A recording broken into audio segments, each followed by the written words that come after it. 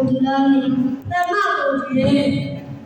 အဲ့လိုကြီးပြောရအောင်လေလူချင်းတော်ဆိုတာနာမည်တော့မရှိနေလို့မရှိဘူးပေါ့တို့လည်းတော့ပြောကြတော့မရဘူးကတာလန်ပေလန်အဲ့ကြိုင်လည်းပြောပါကွာလိုက်ပါလားတာမပေလန်လိုက်တယ်ပြီးတာပဲပါတော့ဗျဒါဆိုကျွန်တော်နာမည်ပြောမယ်နော်ပြောရ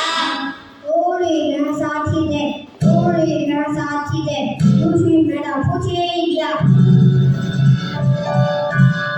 ဘာလို့လဲတော့ဒီသူနေဒီဇိုင်းနဲ့ဒီသူနေဒီဇိုင်းနဲ့ဒီဦးလာဆက်စားပြ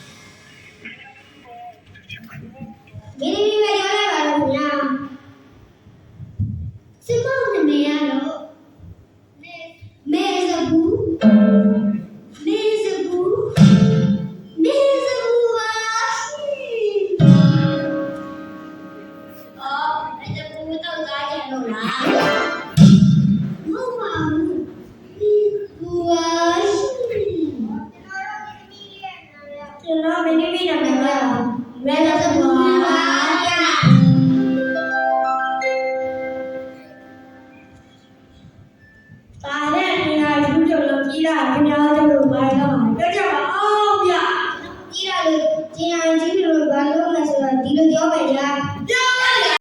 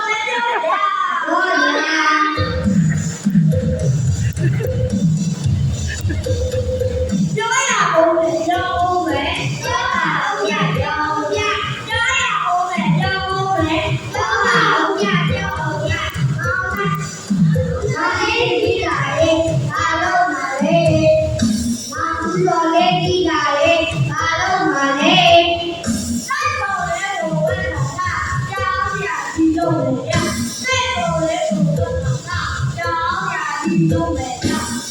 ပြကြီးဖြစ်လာရဲ့ဘာလို့မလဲကြောင်းပြကြီးဖြစ်လာရဲ့ဘာလို့မလဲရောလာဘာမလဲကြောင်းပြကြီးဖြစ်လာရဲ့ဘာလို့မလဲကြောင်းပြကြီးဖြစ်လာရဲ့ဘာလို့မလဲ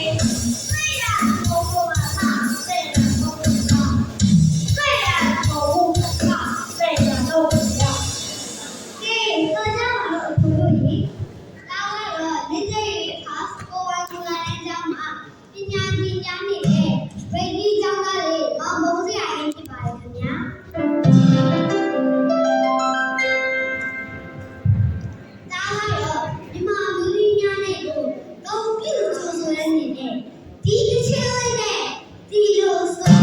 ဒီလိုပြီးတော့ဂုဏ်ပြုလိုက်ရသည်ရှင်ရတယ်ပါ